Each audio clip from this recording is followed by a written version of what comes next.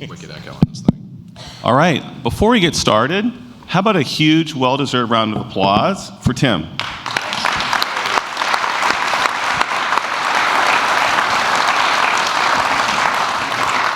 My name is Alex McKendra at JP Morgan. I think for the past 5 years, I've had the pleasure of knowing Tim, and I think it's phenomenal regarding everything he does to support the vet community.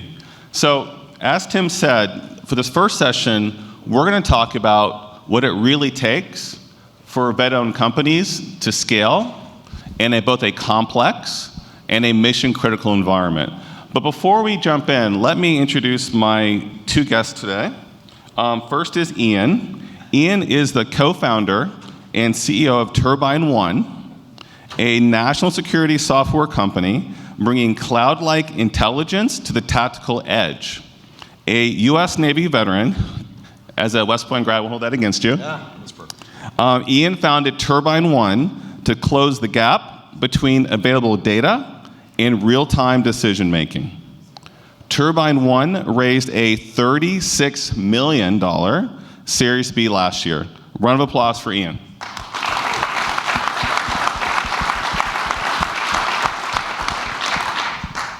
And next we have Brad Genser, a U.S. Army veteran. Go Army, hopefully beat Navy next year. Hopefully.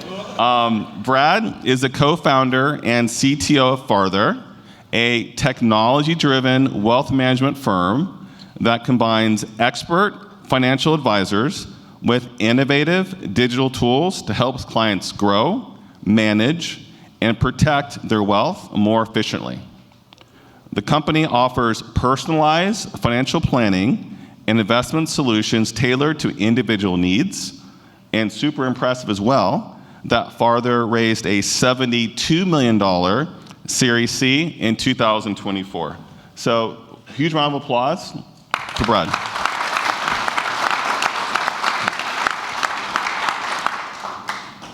So, first question, each of you built your companies on the fundamentals of both discipline and trust. They both matter, right? What habit or mindset helped you the most early on when you're starting your companies? And then equally important, on the flip side, what habit or mindset constrained your growth as you started to scale? Start with Ian. Yeah. Well, good morning, everybody. First of all, thanks so much to the Context folks and JP Morgan for this invitation and for hosting. Last year, the year before, I was out in the audience, so it's very humbling to be up on stage sharing some stories. To start off, we're obviously missing a panelist, and there's probably a few folks in here that are really good at search and rescue, so if anyone knows Cameron, I hope he's okay. I mean, I know the guy super well. It's not like him to miss something, so I sincerely hope he's healthy and safe wherever he is. But if he joins late, encourage him, just drag him up here. We'll have him present his story because it's quite compelling. Okay, so to answer your question, I think there's a lot of military mindsets, veteran mindsets that are incredible in entrepreneurship and startups. Grit, passion for public service, sacrifice, team building, caring about your people. Those are great. There's also some military mindsets that are really bad for entrepreneurship. It's just these cultural assumptions that are death to startups and I think to a lot of businesses. For example, throw more bodies at the problem.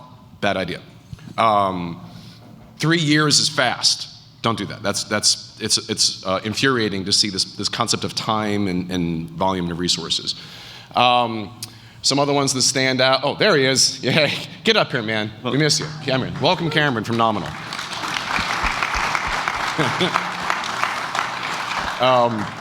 Well, he's getting suited up and a cup of coffee. A final mindset is the work itself. There's a lot of folks that, hey man, good to see you, that are, love the word strategy and staffing and visionary futures. That's wonderful. But equally important in the culture of startups is caring a lot about the details of money and contracts and what your slides look like and things that I think a lot of veterans just say, yeah, someone else is gonna take care of that for me. You can't, you're in charge of that. And I don't think that is recognized culturally in the disconnect of the language of business and the language of military veterans. So those are some initial reflections. Very helpful. Yeah, I think at every point in a company, there's this weird split brain that you sort of live with where you got to be very, very low level details. Hey, what you do on a day-to-day basis and what people do when they log into work, when they show up, matters a ton. And at the same time, you have to manage more of the macro kind of items. And I would say that like something that's very, very been important in sort of the early stages, and as we've gotten to this point, is paying attention to the details. And the details matter. Dollars in, dollars out matter. Like where you're spending that money matters a lot. Whether or not you close a sale is very, very important. And on the other side of things, I'd say that like I didn't really struggle with this as much, though I'm very, very hyper aware of it. When you come from a military background, everything feels like it needs to be perfect. The military is the most well-funded machine that has ever existed. You have unlimited resources, and a lot of people don't really think of it that way. But when you're starting a startup, you got to be like, that fire over there, that thing's going to burn because that one's not as hot as this other one. And you have to be really, really cognizant of that. Things can't be perfect. You can't control people. You can't control broad populations of like your market and what's going on in the world. And being very, very comfortable with that is something that I'm constantly reminding myself of, because we're kind of control freaks, right? And you got to tamp that down a little bit. And thank you again. I mean, those are both very intuitive sort of mindsets for everyone in the audience, even for me to kind of think about adopting as a best practice. And I know that many people here in the audience are ex-military, so they also resonate with details matter. Are there any tools or methods that you'd recommend that they utilize to kind of focus on those details? Yeah, I'm happy to start, and apologies for coming on stage hot. I'll make a joke about no longer being in the military and being late, but it's good to be here. Yeah, I think building on what some of the earlier comments were, I think a learning that I've had, I think, is the transition moment from the details matter and being really high ownership, which I think everyone as a veteran is kind of predisposed to be. I think it even amplifies the like scaling challenge as a founder that you kind of go through when you reach that moment.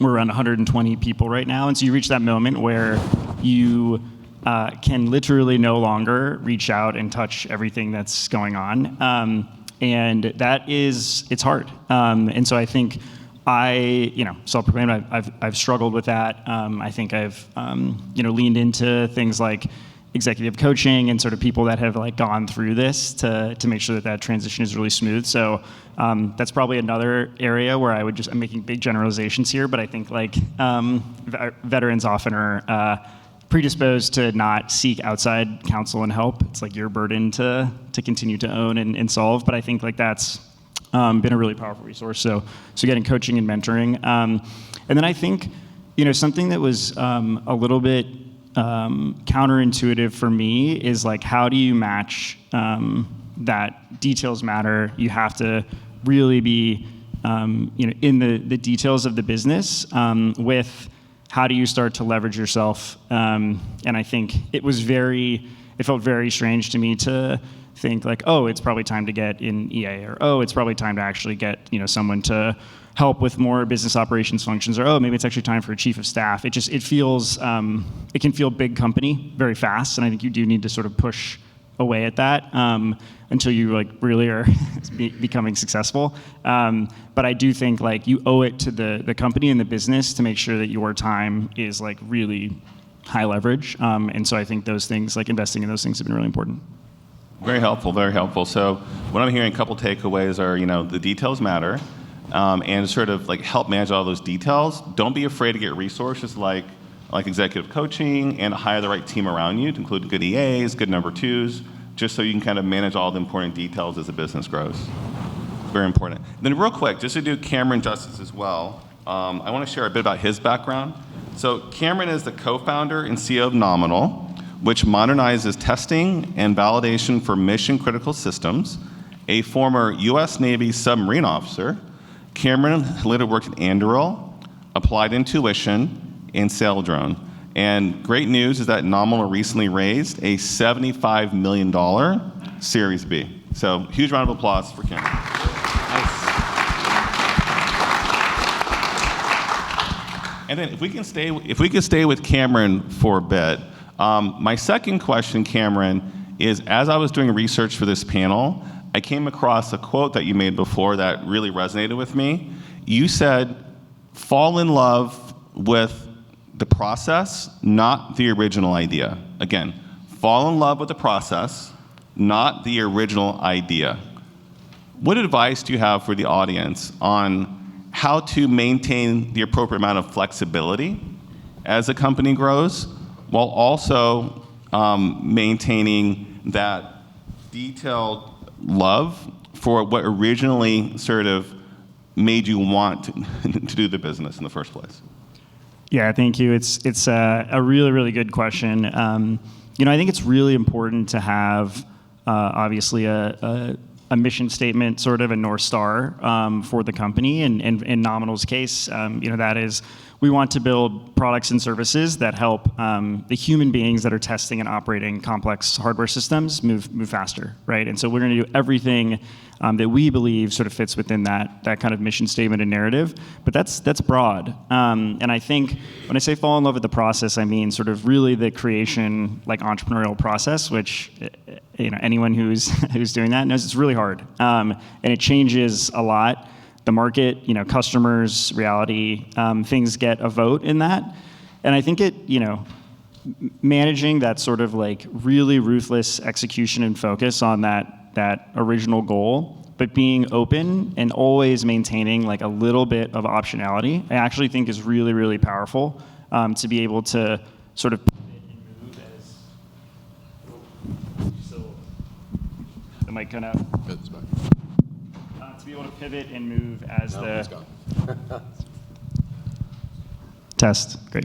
To be able to pivot and move as the business grows, and so I think like that's something that I really advise founders, and I have a very simple framework. It was one that I actually got from a mentor and advisor of mine, Kasser Yunus, who's the CEO of and founder of Applied Intuition. Prolific founder, was the COO of Y Combinator. I think has an amazing training data set of what it takes to build companies that work. And his advice to me when I was starting to found Nominal was, spend 70% of that original time finding a sort of founding team, but essentially people that you're going to go into the trenches with and deeply resonate and empathize and work with. The team is so important. Spend 20% of that time identifying kind of a market or an opportunity space where there's a lot of disruption and opportunity, and like you're going to commit to building in. That's that sort of North Star, mission statement area. And then the last 10% is really the sort of more classical, 6-pager Amazon like business plan. Like here's what a product could look like. Here's why I have conviction that people will pay for this. There's a business. There's differentiation. All that stuff. And I think a lot of times, especially as veterans transitioning out, people often will do the inverse and spend sort of 70% of time jumping right to what the end solution would be and sort of writing that business plan and not sort of taking the time. And I really do think like that's a piece of advice that has really, really benefited, I think, me and Nominal on our journey thus far. That's great advice. We can put that one down. As I think about that and kind of dive back a little bit more, right? I mean, that's great feedback on sort of how to allocate the time. How much, I guess, what percentage, if you're applying, math to it, of the original idea for Nominal do you have now versus when you first thought about the concept? It still is very high. I would say it's 80% or so. But I think that there are certainly decisions in retrospect that if we had clung really tightly to some of that original, now I would sort of think about it as baggage, preconceived notions, bias on what we thought before we had the benefit of contacting hundreds of customers and learning from them. I think we would be in a worse spot, right? And so I think being able to give up some of that has been really powerful. I like that. So maintain flexibility, especially based on customer feedback. That's a great lesson. And then next, let's go to Ian and Brad. So Ian, TurbineOne created a new category in national security software. And Brad, further modernize an existing industry. So for both of you, Ian and Brad, and we'll start with Ian, how should founders decide whether to build a new category or to transform an old one? First, Ian. Yeah, so at TurbineOne, our vision is to deliver the best decision support to the front lines. If there's bad Wi-Fi and you can get shot at work, that's our total addressable market. Okay. We invented a capability that only focuses on that, and it's working out rather well for us. So in all parts of business, I would recommend, from my experience, have unique differentiation at the product level. The innovation needs to be at the product, not in your financing, not in your storytelling necessarily. If you have that unique differentiation, then you can have a great business. Otherwise, you're relying on access and other non-sustainable means to drive your business forward. From the venture side, from the capital side, and actually, let me just take a quick poll. I want to figure out how to tell the story. Can I just take a quick survey of the room, because I haven't met you all. How many folks here are founders, entrepreneurs, or wannabe founders? Are we builders? Oh, holy cow, a lot of folks. How many? I'm so glad I asked. All right, how many investor types, bankers, financial? Okay, few. Military, government folks. How many folks in the room, active duty, serving, GS types? All right, okay, interesting. Mostly founders in the room. Okay. Please don't send a VC pitch deck that says, I'm Palantir, but for blank. They don't want to see it. They're tired of it. It ain't working. Whatever the Palantir story of multiples or valuations, there was this wave in venture where we're like Uber, but for dentists. And everyone was like, oh, just make them groan. So there's a lot of that attitude right now for, oh, they're successful, therefore I deserve money. That entitlement will not work. You have to have unique differentiation, probably at the technical product level, or else you will not be sustainable or investable long term.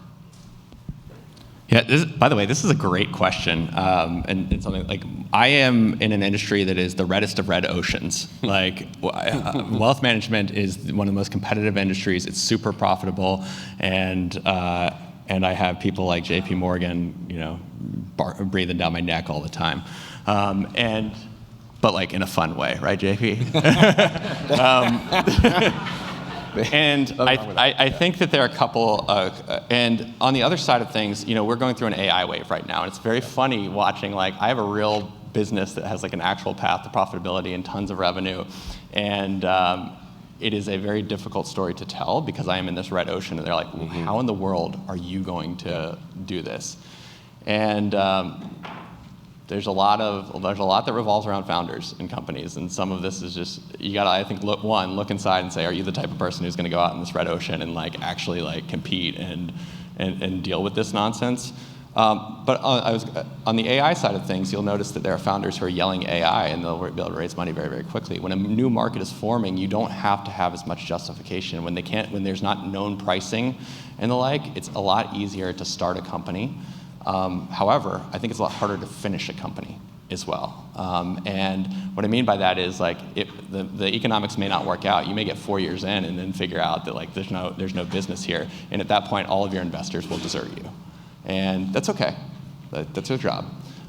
So I think that when you look at it, I would say one, your personal kind of nature really needs to determine whether or not you're going to do something.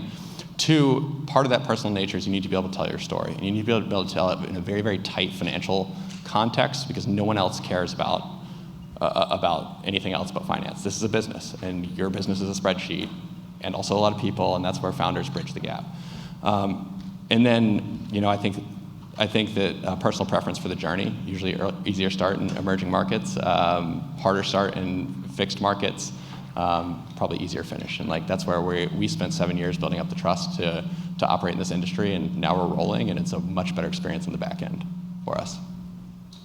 Very helpful, very helpful. And Brad, if I can stay with you for a second, from the sound of it, it wasn't like you just sort of tried to copycat what other financial service companies were doing. You innovated within the industry, right? That's right.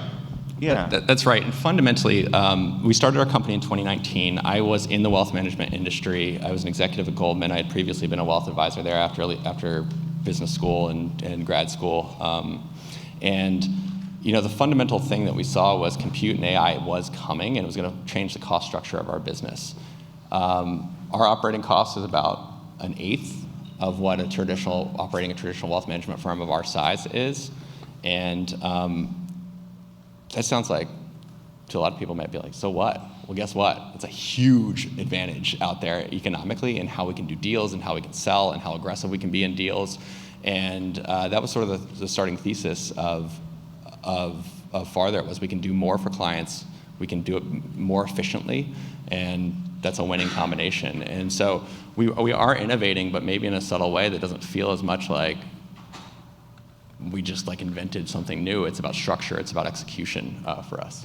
All right, that's helpful. That's helpful. So what I personally learned from that is if you don't want to start a whole new category or a whole new vertical, think about your own personal experience, what you're good at, what you have 10,000 hours of experience in, and think about what can you perfect within your area of expertise.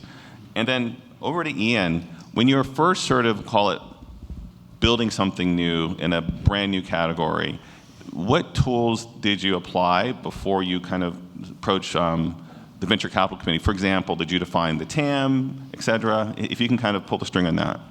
We focused more on customers than finance to start. And with a deep tech invention, there's probably not a requirement for that thing for those of you who speak military. I happen to sell into the military and national security space, so selling to the government is a difficult patch of work. And if they don't know that the car exists, selling the car is impossible, right? You're selling cars in a land of horses. So you get this kind of infinite loop of, I don't believe it until I see it. So in our case, we basically took the approach of doing exercises.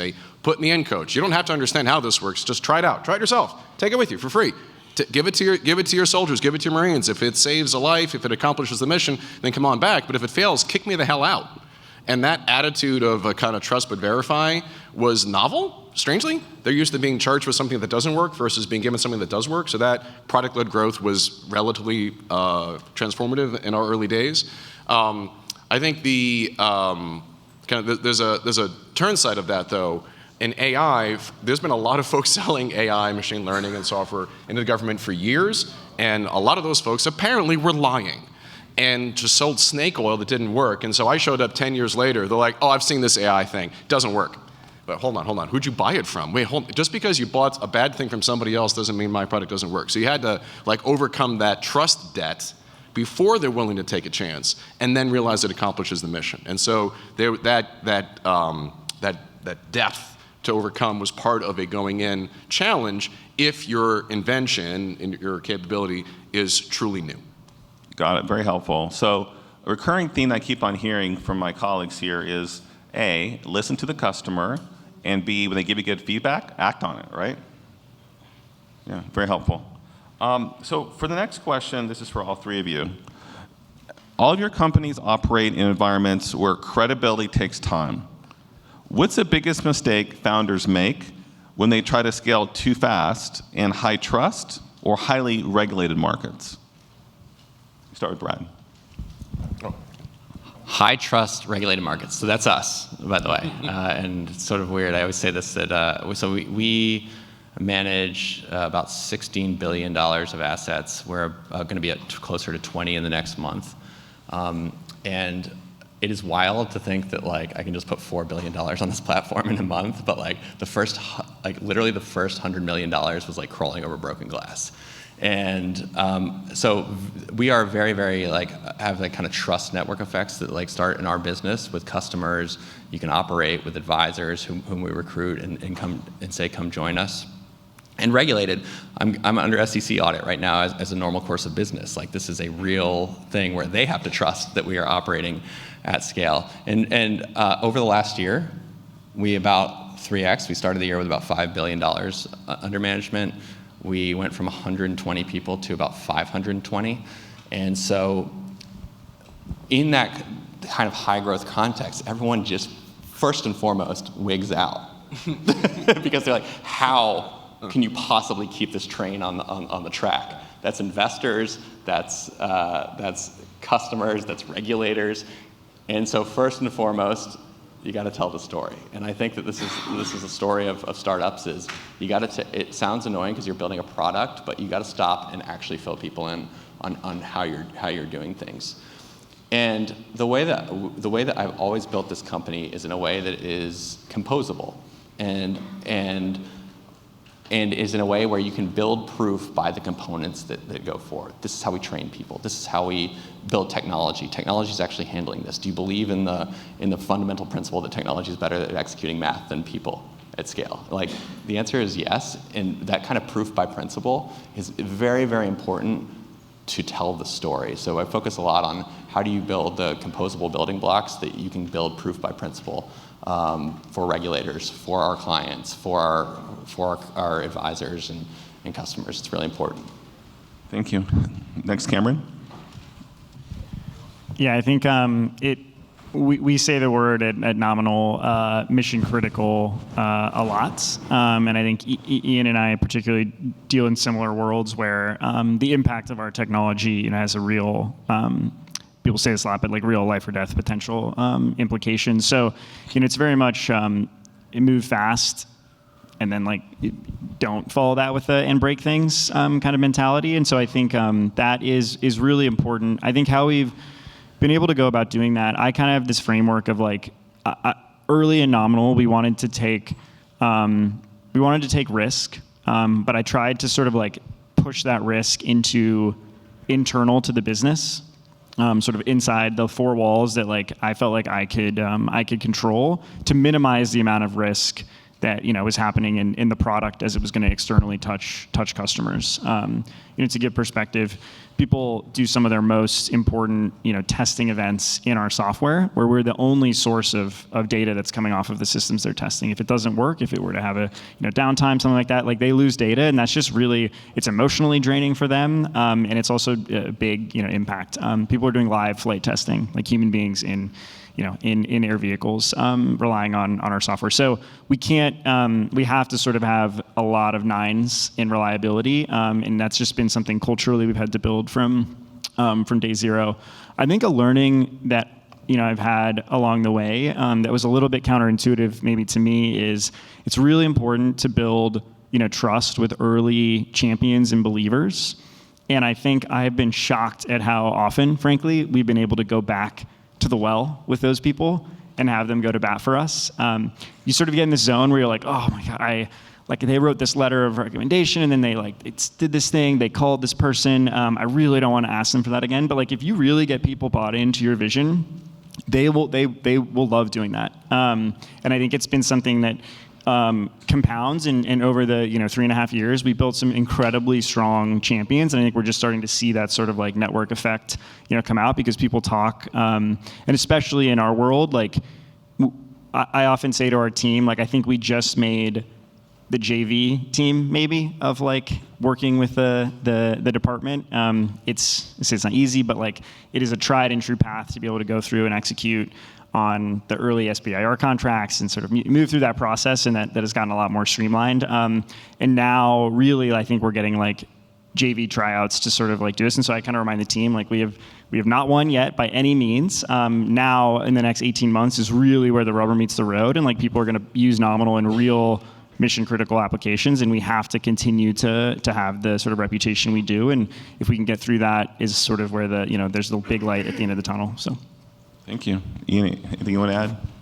Yeah, just building on Cameron's point, businesses have risk-averse cultures too. Like I have a podcast, and we was interviewing some of the early engineers on my team from Google and Facebook. To make major changes to the Facebook homepage is a big deal, and you can't just charge in with that. And so there's still elements of that in larger organizations, to which, to your point, the military is the largest. But I will take a kind of orthogonal view from your point about like the success. I do think success leaves clues, but I love studying train wrecks, and I've been looking at the defense tech wave of the past few years. Has been on a pretty good clip, and Cameron and I work in defense tech. And so I won't mention names, but I'm looking at why some folks have flailed out. And one company, I would say, let me just get a little roster that I'm happy to talk about with more actual names off the stage. One company definitely focused more on fundraising than customers. Unicorn valuation, forgot about revenue. Another company lost their way in terms of too much money on one contract, and then maybe an admiral left, and then they lost it. Another company could not innovate beyond their initial success. One great product, really, really good. 5 more, didn't work, couldn't make any money, had to lay off a bunch of people. They led into it too fast. They couldn't recreate that innovation from the early days. And then you look at the structural aspects of our business. I know another company focused way too much on UFERs, or use it or lose it money, forgot about Congress, and then just couldn't find a way to scale. So like, there's all these kind of scaling questions now where, because some folks have come before us in this recent wave of defense tech, they have lessons. And I think smart founders study the hell out of them. and realize, okay, I'm not going to make that mistake, or what happened there? What's the real story behind that press release? And that has provided tactical clues to the business, and I think in our cases, to be able to achieve in spite of those institutional constraints. Very helpful, very helpful. And again, I keep hearing the recurring thing of customer, customer, customer. So for our next question, let's just talk about customer conversations, right? And I think, Cameron, in the past, I've heard you talk about description of customer conversations evolving from incremental improvements to strategic outcomes, right? And if this is a question for all of you, right? All three of you. How do founders earn the right to have those higher level, trust-based conversations with customers in an authentic fashion? Yeah, I'm happy to start, and I'll kind of present the framework that that's being referenced, which is I sometimes told our team in the early days not to overcomplicate things. Building some of the early product, I look back and I say it's not that hard. Like, customers will tell you what they want you to build, but that will only get you incremental, I think, kind of product improvements. So you can get the initial prototype MVP in the hands of people, build initial trust with them. Like, they will show you the next thing and the next thing and the next thing, right? And that's really powerful, right? And honestly, if you can just keep your head down, you can iterate, you can do the things you say, and you can sort of deliver those capabilities. When we started, we had 5 or 6 sort of build partners, and we worked really, really closely with them. And you have to sort of forego any real exchange of revenue. You just sort of are like there to support them and be really low ego about that interaction. But again, that will only get you, I think, this sort of incremental product improvements. And incremental, when you sort of asymptote, is not going to be a revolutionary business, right? I think you're doing a thing that the customer is telling you, and you're just doing it slightly better and sort of faster. So you have to sort of be always paying attention, I think, to areas where customers, and it's probably never one, right? It really is a weighted average of what you're hearing across the industry and the market, is telling you something pretty profound, right? And it's the classic, they're telling you, the thing that they think they want, right? But it actually is something sort of different, right? They have an idea in their head, but you have the vantage point of 50, 60 more customers to sort of connect the dots for them. And that's where you have to take that risk. And I really think that is an area where, hopefully, engineering and product teams are really close to that. But I do think that's an area where there's all different types of, I think, CEOs, whatever, but I love customers. I spend time all the time, with customers, and I think people can remove themselves from that process maybe too early. And so I think just staying really, really close there, and then being able to take some of those risks when you have a little bit more weight behind you as a business. I think people respond well too if you can say, hey, you're an existing customer. We have this idea. Here it is. It's kind of being self-financed by the company. We're raising venture dollars. We're putting them to good use. We're self-funding some R&D. Do you want to be, one of our beta customers or a new user for this new capability? And I think that's been very successful. And real quick, as far as the framework you mentioned, as far as getting feedback from customers, do you talk to all customers, a subsection, biggest, smallest? How do you pick which ones to get the best insights from? Yeah, we have a term at Nominal we call pacing customers. And so to give a little bit of, just make it a little more grounded in numbers, we have around 60 customers right now. Most of those are actually commercial. We work in defense tech, but we work directly with everyone from the big aerospace primes down to your brand new defense tech type company, and then we work directly with the government as well. Of those, we at any given time we probably have 4 or 5 of those that we call pacing customers, and that means we kind of know we're probably going to be operating individually at that customer at a loss. We're putting in a ton of elbow grease, ton of skin in the game, lots of time on site, and sort of building. And we pick those very exclusively, I think, based off of a certain thing that aligns with our roadmap. We're not just doing whatever they want for us. And sometimes it's, for certain customers, it's a certain part of the product roadmap. It could be an enterprise customer, and it's just an enterprise sort of scale level of data that we haven't experienced yet in the product, and that's a pacing customer. They're going to push the product in a new area. I think you can easily rip the business apart if you have too many of those at any one point in time. And so I think that's sort of like stepping back and kind of mapping out like who are the right customers that you think are going to guide you in the right direction, take you slightly off vector as you sort of expand in the direction you want to go. And there's sort of an art to that. But yeah. Thank you. Ian? One of the best pieces of advice I received in my early days is that large organizations that are risk averse believe that their current state of operations is the lowest risk. Therefore, by definition, anything new is new risk and higher risk, by definition. Doesn't matter what AI, cancer curing, whatever, you're new, I don't know who you are, you're talking too fast, you're cursing too much, I don't trust you, right? Doesn't matter what the product is. I don't want that to be true in this market that I'm working in, but it is true. And so how do you overcome the starting point bias that new stuff is higher risk? Our approach to that has been to hire the champion. We find folks that can find other means to communicate to that organization, the Army, the Navy, et cetera. And when they have not just a history and a reputation that we have earned the right to bring in as a teammate, but they can speak the language of not that service or branch, but not even like the office of that building. It's super specific. And when you can then communicate on a common language, the aperture opens to say, wait, your new thing is lower risk than what I'm doing right now? All right, buddy, I don't believe it, but I'll give it a try. And it has to be kind of in that order. And so that risk aversion, I think, applies. And I've worked in healthcare, I've worked in oil and gas industries. It's the same thing. They don't trust your new widget. Doesn't matter how great it is. There has to be some aperture from someone from within that community who can open up the door to then give you the chance to succeed. I like that. So turn your customers or stakeholders into advocates as well. Yeah. Brad? Yeah, I think the original question was, what was the original question? Risk, right? No? No, it was about customers and building trust. And it was about building trust and earning trust. And I think actually just in that statement is trust is earned. And I think you really need to recognize that that is what you are doing.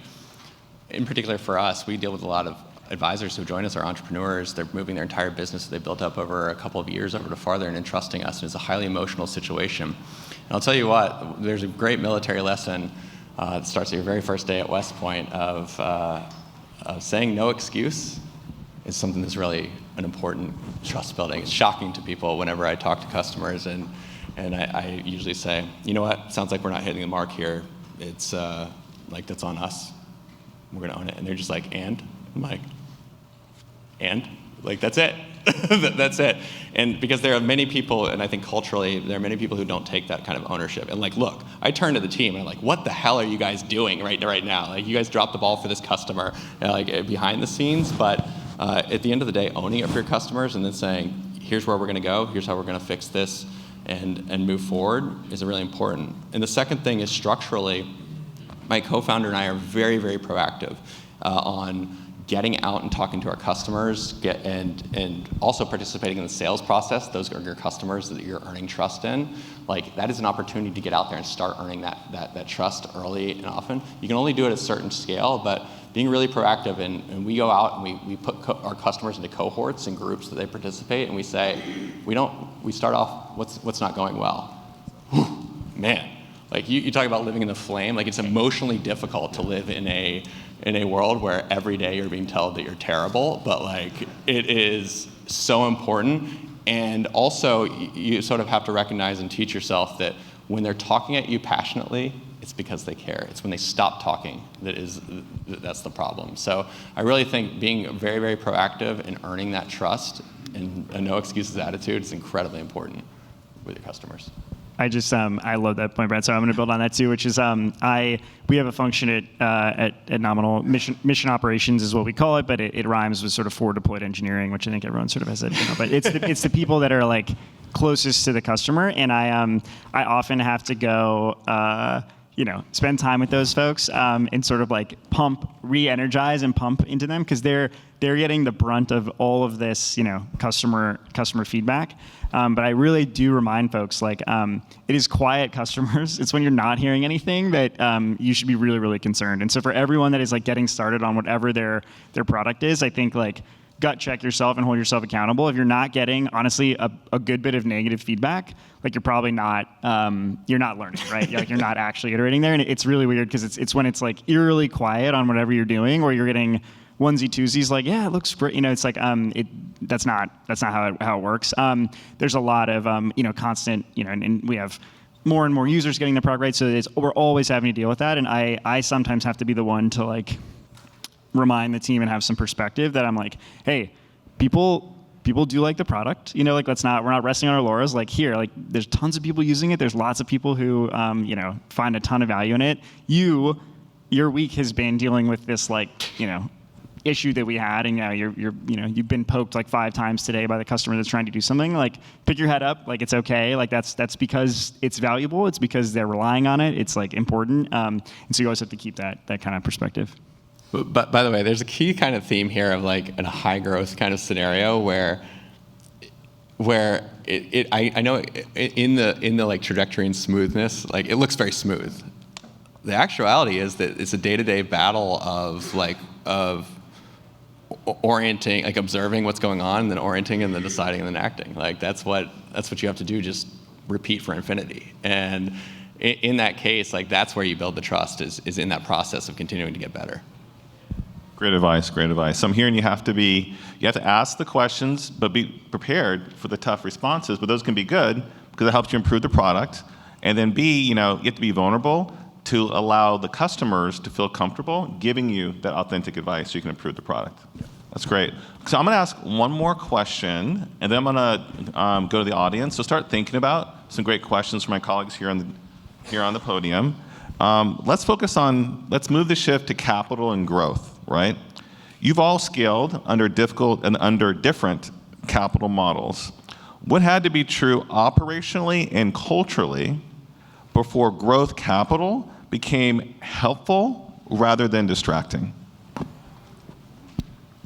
Perhaps we'll start with Brad. I mean, I am probably like a little bit of I know there's like this vibe going on that like investors are bad somehow. Like they're not. They have money and they have experience, and it's like they're really, really helpful in growing your company at all stages. And we have always been venture funded, and now we're in growth stage. My company is really approaching like kind of the last little bits before we start looking at public markets and stuff like that. But every stage, capital and the people who come with it have been additive to the company. And I was just talking to I had dinner with one of our investors last night. He invested in us when we had $71 million under management. And like I said, we have like closer to over 15 billion now. And like, he and I are like now not just good friends, we're business partners, and he's been additive all along the way. And that's most of our investors. So I think it's never been a distraction. There's some maintenance that comes with it. It's a relationship. You have obligations to them, but I'd say it's been largely additive to us. Ian? Yeah, I plus that up, but since there's so many founders in the room, it's okay to recognize that in the venture community, most companies fail, right? So therefore, most investors expect, if they have 10 kids, 9 of them to die and 1 to return the fund. That's potentially offensive and kind of true mathematically. So, well, what do you do with that? Like, I guess I'm also equally fortunate that with a great business, I'm also strangely friends with my investors. So maybe it's an occupational hazard that we hang out on weekends with our kids. But I don't see it as a constraint. It's like any other resource. If you need it, get it, and then grow with it. Like talent or any other pipeline for it. I'd be careful who you marry is maybe another example of that.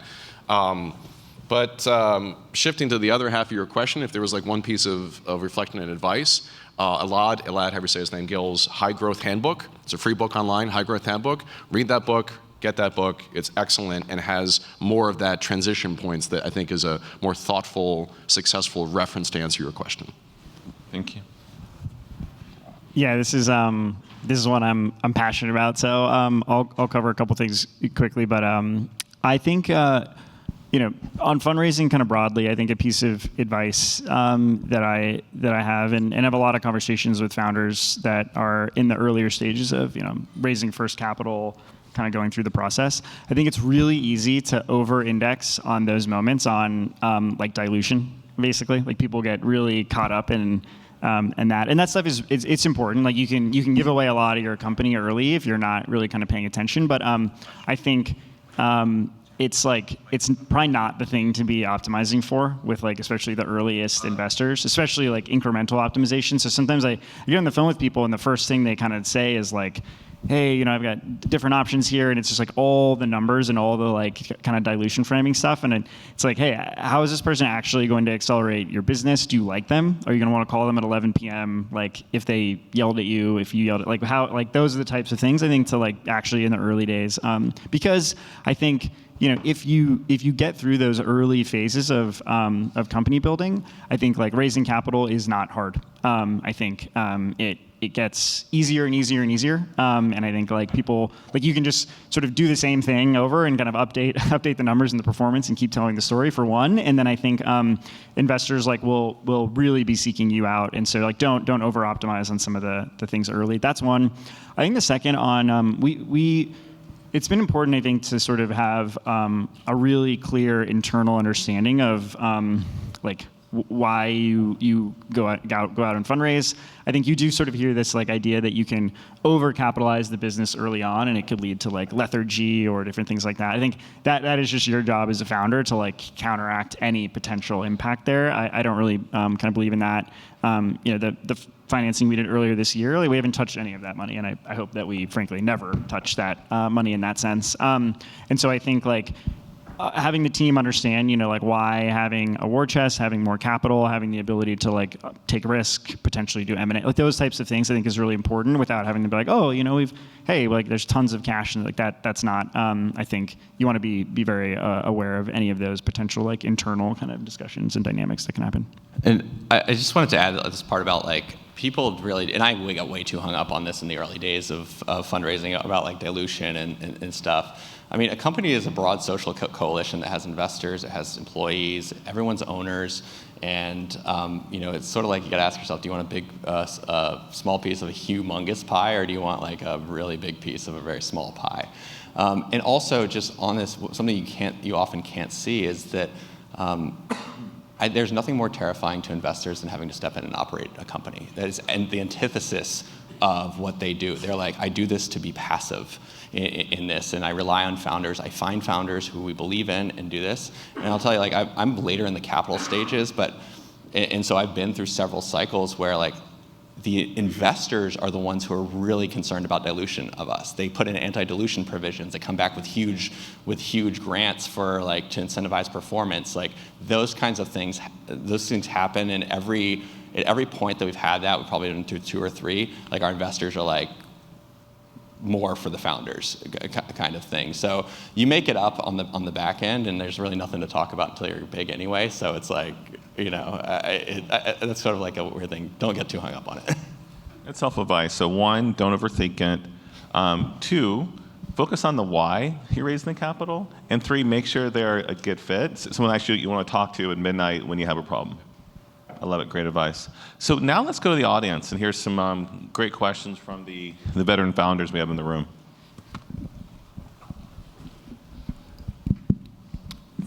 First question, if I may. My name's Philip Holmes, Stars and Stripes Financial Advisors. One of the things that keeps me up at night is adding people to my company, getting a really good hire. I think about this as a critical step to either destroy my business or let it grow. And I would love to hear how you guys think about adding people into your company, how you hire, and think about growing from that perspective. Thank you. Highest risk. Yeah. Like most important thing you can do. You should be terrified. Like, and ultimately, the thing that particularly this is a high growth kind of thing. The difficult thing about high growth is you don't have the time to train people in. And like we straight up outran like a lot of our executive team over the last couple of years, and it was just like we can't actually train you to like come along with the company. So hiring really well is really important in a high growth context, and like you gotta, and a lot of those things are not experience, they're behaviors, and you gotta really focus on that. Experience and behaviors are usually linked. People who have good behaviors usually have good experience, but there's a lot of people who have nominally good sounding experience that just have terrible, like they can't wake up and put their pants on in the morning. So like I say hiring really well in a high growth context, and then very quickly assessing whether or not they're on board and getting them out the door is very, very important. So I have pretty much a 90-day window that like I know I actually know within a week or so if you're going to make it or not. But like 90 days, I'm like beginning to like really press and take action on people who are underperforming. So I think that hire manage fire kind of thing, and understanding you're not going to have all winners is a really important kind of thing to get right. Just quickly building on that, hire slow, fire fast. That was good advice I received. And just trust the interview.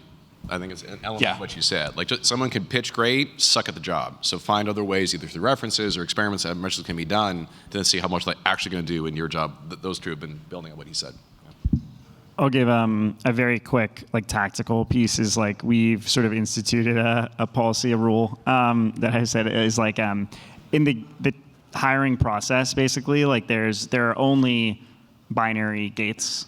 I think you can really easily get into, we're gonna do a phone screen and like, yeah, the person, they were like pretty good, and so like we'll do a confirmatory phone, and you get in this like sort of fractal tree of like people that are kind of like middling on someone, and we've been pretty clear. It's like, if you're not in that process, as you're even just deciding to like bring someone on site and kind of go through it, if you're not like really bullish on them, it's a no. Like, we're too busy to kind of do that, and you train people to do that. I think the second thing is like, not all, just like any skill, like not all employees at your existing company are good at hiring or assessing talent. They may be really good at doing their job, but some people are just like not good at that. And so I think we kind of have like a handful now. Again, we're 120 people. We have like a handful. There's probably 7 or 8 people that like I can trust 100%, that like if they, and make sure if there's someone you're kind of like sniffing out, like they're in the panel or interview process, because some people are really, really good at it. Like they bat 95, 98%,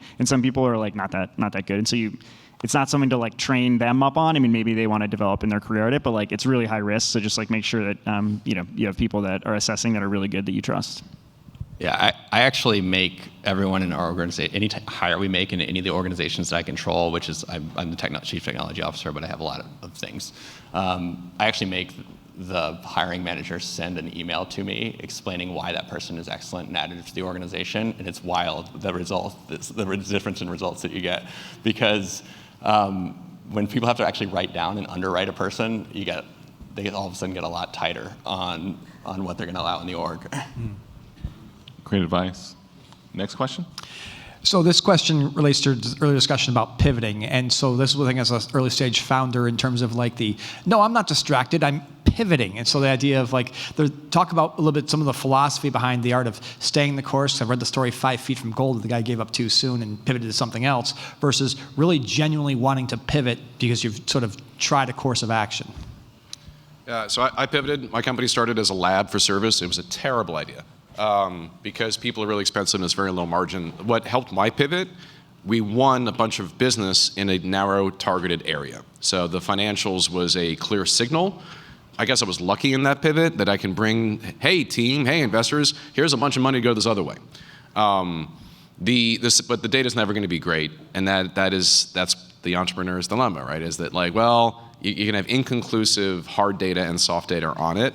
That's where bringing in more of the team and other perspectives can help, but it is always going to be an incomplete amount of information.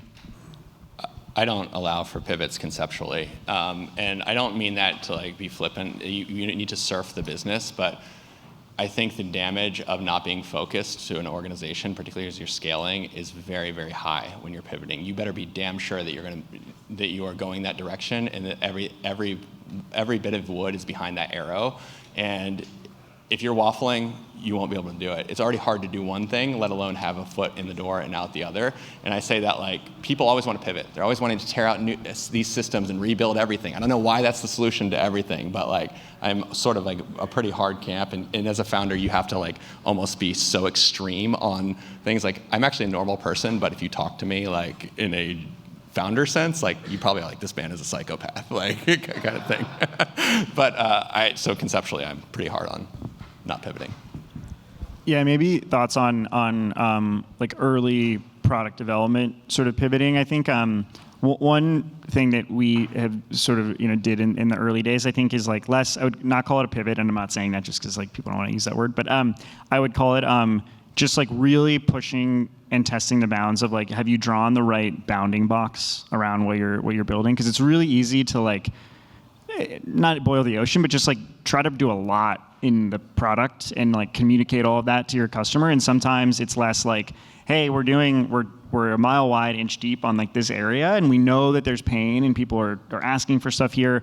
Sometimes like the thing to do is just like get really, really specific and just like test out that thing. And it can seem, you could, look yourself in the mirror and be like, my God, is this a, $20 billion business? Like that thing is probably not, but like you just gotta get started and like really like block out some of the other noise and say, hey, actually this thing is really valuable. Like we solved that, we feel good about it. So less pivoting and more maybe just like concentrating sort of the bounding box of initial product development.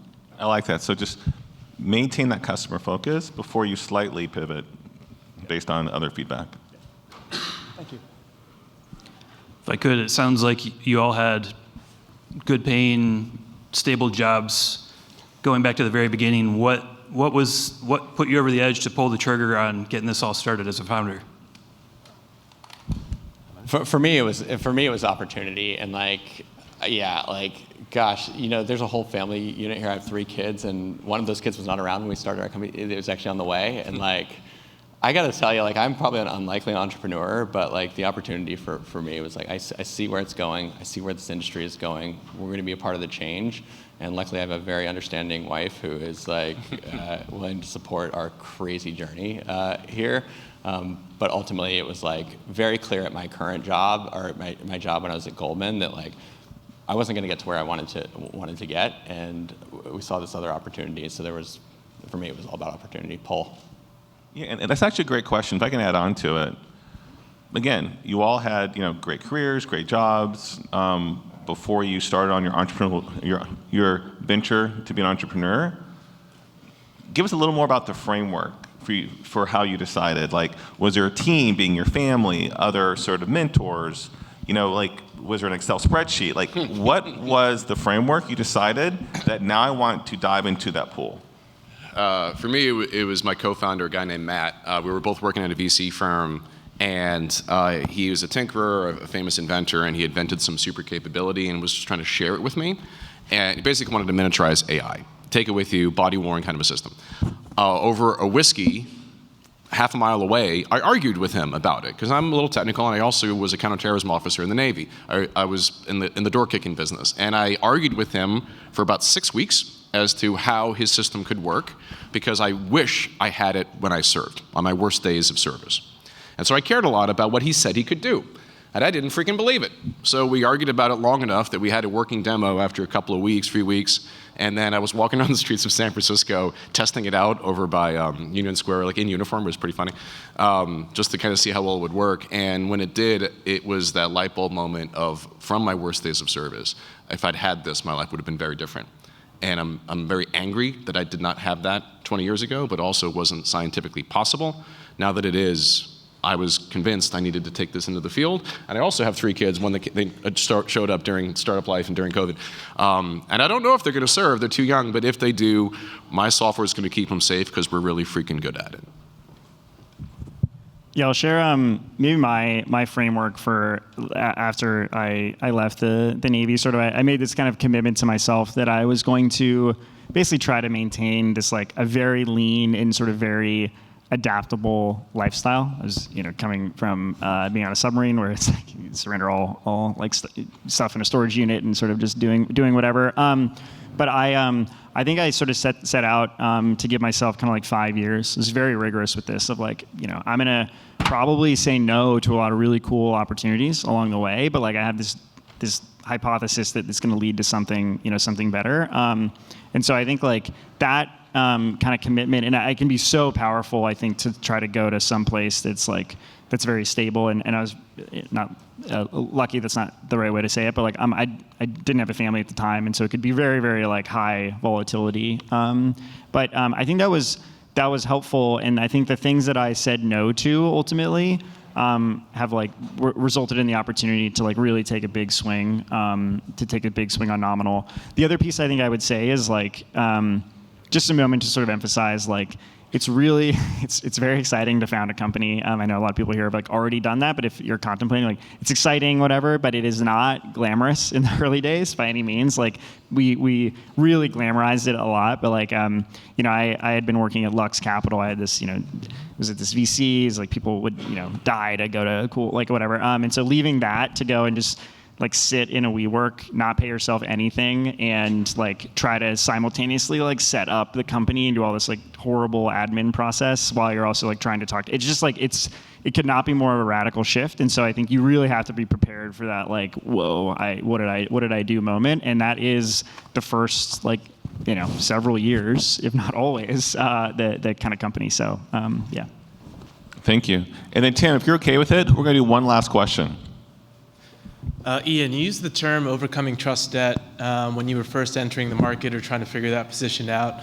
I'm interested both from your lens and Cameron's lens and kind of creating that new product. What did that look like for you and Brad, kind of changing or innovating within a market that like really is kind of resisting innovation? How'd you actually like put those words to action? Yeah, it's a really good question. We're sort of competing and innovating. We're kind of doing a little bit of both, in so much as like for us it's Siemens, it's National Instruments, it's MathWorks, it's like big sort of industrial software and old technology that a lot of people here have used and operated, I imagine, that hasn't really moved or innovated in a long time. Like we're simultaneously competing against that with trying to sort of like paradigm shift people into like thinking about how they test hardware completely differently. So I think maybe one constructive thing is like you have to just really thoughtfully, I think in our case, weigh like what is the base functionality and things that people need to do in the product today to take it seriously at all. Like it would not be useful for them in any way, shape, or form. And a lot of that is like you have to sort of look out at what already exists in status quo and like get some bare minimum semblance there for people to really like try to use it, but not overextend that while you're still testing some of those hypotheses. And there's no magic solution to that. It's hard, and you have to be really thoughtful about it. But I think looking back, a lot of the first year, 18 months of the company was just doing that experiment over and over and over again. Yeah, I think that and this may be probably a little bit stronger in our industry, but gosh, as an early stage founder, you are basically underwriting the story yourself, and you're taking a lot of personal reputational debt out, and that's okay. And you're just getting people to bet on you. Like the product today, our product's gonna look way different in a year than it will last year, and that you can say that for every single year. What they're betting on is that you will do what you say you're going to do, and you need to be able to say. And I think that there are two sides to that. One is, are you the type of person who can? Do you have the credentials, trust? Do you have the attitude? Is probably 90% of it, and then 10% of it a little bit of a mystery of like, but wait a minute, are they right or not? Because if they're right, like kind of thing. So you got to have a little bit of, kind of keep them guessing, but it's very personal. Time, outcomes, and language. So to build trust takes longer than we want. It's just it's the way the world works, so therefore budget for that is what I wish I'd done. On the objectives, they don't care about your widget, they care about their outcomes, so the more that you can prove that, speak it, the evidence becomes more compelling. And the last piece, as a old pet peeve, language. We do not speak the same English. It is amazing how much people do not understand what the hell you're saying and cannot articulate their problem.